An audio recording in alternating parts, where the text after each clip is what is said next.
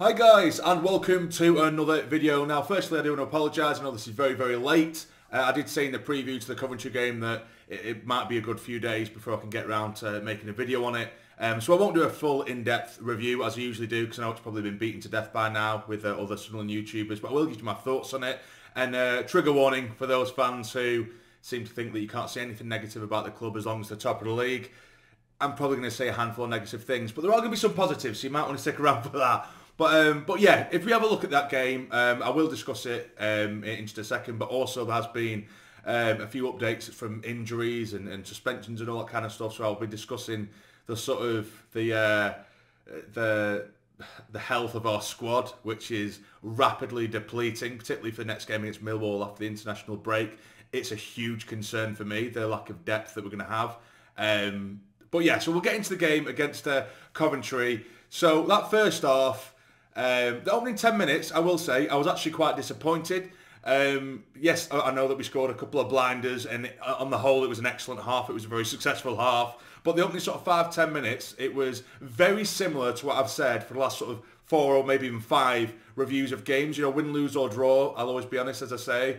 But we've almost changed our mentality when approaching games in recent weeks, where opening a few games of the season, the opening sort of maybe 6-7 games or whatever it was, we had this similar attitude of the second the kick-off goes, we're right at them in terms of a press, triangles, squeezing them, and we're forcing opposition to hand over and turn over possession, and then we put our foot on the ball and we control it. But in recent weeks, regardless of who's on the pitch, whether there's been suspensions or injuries or not, even with the full team, we seem to be so... Not negative, but so overly cautious and almost too much respect to giving to oppositions. I've seen a trend since we've started to manage games a little bit, which I know it isn't a bad thing, but there's been times where, yeah, we might be a goal up or something, and then Rodgers will, you know, very cleverly to a degree, he might chuck on an extra defender and tell everyone to be a bit more cautious, but maybe go on the counter, and that's it. But we're acting like that from the off now, which I really don't like. It isn't a very pleasant watch, and I feel like it's just almost confusing the lads, because they're a little bit all over the place here and there. And like I said, from the kickoff, they had a bit of quite a bit of possession and a lot of pressure on us for the opening sort of 5-10 minutes, and we couldn't really string a pass together, and they didn't really know what they didn't look like they knew what they were doing really. But then eventually we did break the deadlock with an absolute blinder from Wilson Isidore.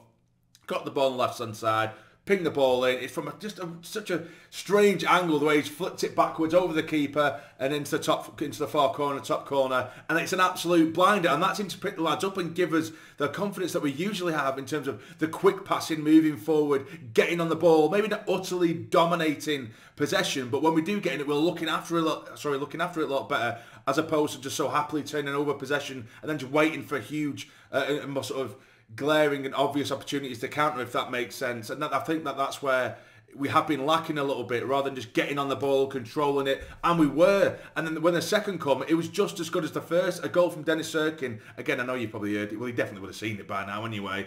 But just a brilliant counter-attack. Fierce in the tackle from Hume. Then eventually we break forward, Sirkin onto Mundle. Mundle flicks it back into Sirkin. He takes it pretty much the length of the pitch. And then it is an absolute thunder bastard into the corner to make it 2-0. And we go into half-time, and I'm thinking, right, okay, we're back to our best here. We're maybe not controlling as much as I would like, or take care as much as I would like, but it was better than the opening 10 minutes, where we were starting to get a bit more, our slick moves, our slick passages of play were back, our confidence was growing.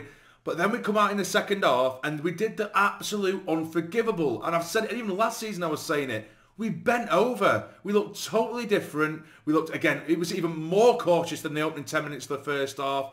We started throwing on defenders. So we pulled off our top goal scorer in Wilson Isidore, chucked him on the left-hand side to accommodate Connolly. And we just dismantled our own team and then bent over and asked for pressure against a team who, I don't give a shit where they are in the league. This is what I said in the preview. They have players to punish us, and that's exactly what they did. Don't get me wrong, the defending was horrendous, but the attitude and and I knew that they're going at half-time, and of course, regardless, I know that they have their manager sacked and they have interim at the moment. But they're going to come out and they're going to have their own team. So they're going to come up and be sort of more amplified and to be, pumped for it. And we come out and we just sat back. And it was appalling. That is unforgivable at home to go to second half, 2-0 up, to then bend over. It's ridiculous. What if this was a few weeks ago, or towards right to because the beginning of the season, opening month or two, that we would have gone for it and continued to go for it. Yeah, be somewhat cautious on the defence, but go for it. Finish him off. Go for the jugular. Don't chuck on more defenders. Don't pull off our top goal scorer and stick him on the wing and accommodate Connolly, who I know he's only had bits and pieces, but has not looked impressive whatsoever. It dismantles our whole unit, our whole chemistry going forward. It's completely dismantled to just sit back and defend. It's unforgivable. And yes, I'm happy that we at least got the point, I guess, but I'm not happy that we didn't get away with. We should have got away with 3, and easily, in my opinion. You know, fair play to Coventry. They took advantage of the way we were in that second half, but that is appalling. No matter way you want to dress it up and tell you, well, we're still top of the league, so you need to shut up. No, I don't need to shut up, because we were 2-0 up at home at half-time, and we drew 2-2, and we look comfortable. I don't know. It's just very, very frustrating. Again, I'm not going to go too far into it, but I mean, I'm still top of the league. So yes, to that note, I'm not going to go way overboard. But the last few games, we've seen the exact same pattern. And against, maybe, with no disrespect to against better sides, we would have been punished further. And we would have deserved it as well. So yeah, I was very, very disappointed. It was, cliche as it is, it was a tale of two halves. I felt like we were getting back to our best in that first half. And then to come out and bend over, I just felt it was unforgivable. It was absolutely appalling to watch him. Very, very disheartening. And there is, you know, as much as we keep on saying again, I'm repeating myself, yeah, we're top of the league. But there's been a few patterns recently over the last few games, and we are unbeaten in, what, 7, 8, 9, or whatever games it is now. Again, that's fantastic. We're not getting beat, but we're throwing away massive opportunities. Over the last 2 or 3 games, if we approach the game in the correct ways, we would have had 9 points from them, but instead we haven't. We've got 3, and we would have been flying. I know hindsight's a wonderful thing, but we are going to start getting punished, and we've got some really big games coming up, and that I'm just expressing my concerns of the patterns that I'm seeing, of how cautious and almost negative we are being, out of possession. And we're not taking care of the ball at all. We're looking very sloppy on the ball. I know you could say maybe Job, when Job was in there a few weeks ago, it was still happening. We just need something to be tinkered with, and it's not going to get any easier now because, as I alluded to at the beginning of the video, I've got suspensions now. Hume, Roberts, and now Mundell is out. It seems to be, or there's been rumours that he's going to be out until after Christmas. Brown, there's rumours that he's broke his leg, or at least there's a severe fracture there, which is going to leave him out for God knows how long. So this squad, particularly going back for the Millwall game, is going to be absolutely battered. And I mean battered. It is going to be absolutely, it's going to be wafer thin. And I can't think of a team at the moment. I'm trying to think of a team to try and put together. Of course, Pato might be back. He might go in goal. I'd have Sirkin. I'd have Ballard and Mepham in the middle. Then 09 will have to go at right back for me. I don't want 09 to go there, to be honest with you. And it has been a while. I think he'd be very, very solid there. He had a good couple of seasons with us there, but I prefer him as a centre-back now. I don't know whether he is going to go with that system at 4 at the back. 09 will probably be the most comfortable one there somewhat, but a bit of pace against 09 at right back, we could be in trouble. But he is very, very solid there. So that's probably what I would go with. Now, what are we going to do in the middle? Dan Neil, Rigg, who's been withdrawn from the England squad. I don't know whether I've looked online. Apparently it isn't because of injury. I'm hoping it is us saying, you know, we don't have any other centre mids. So if he gets injured, we're absolutely screwed, which is true. Of course, we've got Samid, who's still injured, and others. But yeah, so it'd have to be maybe Rigg and Dan Neil in the middle. I don't know who you put on the wings. I just really don't want to see Wilson being put on that wing to accommodate Connolly. It is absolutely fucking criminal doing that because he is so good. I keep seeing people still arguing, oh, but it was a winger back over when he was in Russia, and he had a really good one, and he did have a good season there. But he also equally scored 13, 14 goals as a striker there. You know, and he scored, I think he scored 10 in one season whilst on the wing. But with us and our system, you know, on the defence, he can't do that. He doesn't suit our system. He wants to be a striker. He's one of the best number 9s we've had in a while, who I've seen. So to coming up with someone like Connolly, it doesn't sit well with me at all. So for me, I'd still want Isidore up top. Maybe Watson on the left-hand side, on his actual side. Then it's that right-hand side where I don't know what you're going to do. I have no idea what you're going to do. I've seen people say maybe bring Abdullah Bar back. I know he has been making it on the bench every now and then. Al-Sheesh has been in the reserves. Apparently there's a bit of an attitude there, but again, that's rumours.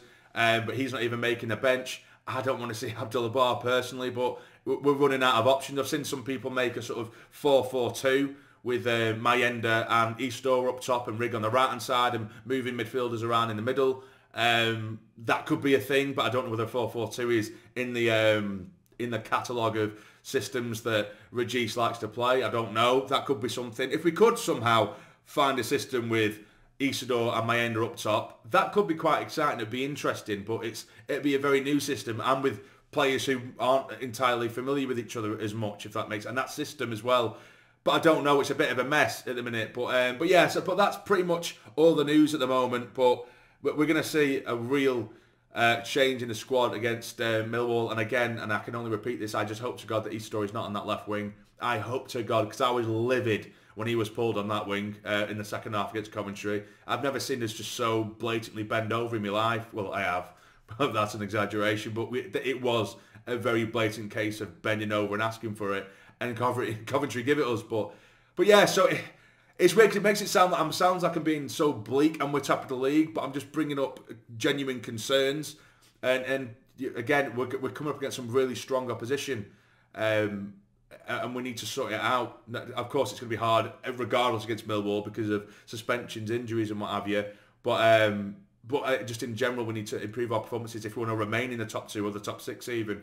But yeah, so again, apologies if it comes across very, very negative. There was massive positives in that first half, huge, and it was an absolute delight to watch us again at the stage in that first half. Second, it was the just complete opposite. It was just a demolition of our own squad, and I hated to see it, But either way, guys, it'd be interesting to see what you guys think, particularly after a few days of reflecting. To be fair, if I went and recorded straight after that game, it would have been a shit show, and a lot of you guys would be a lot more pissed off with me.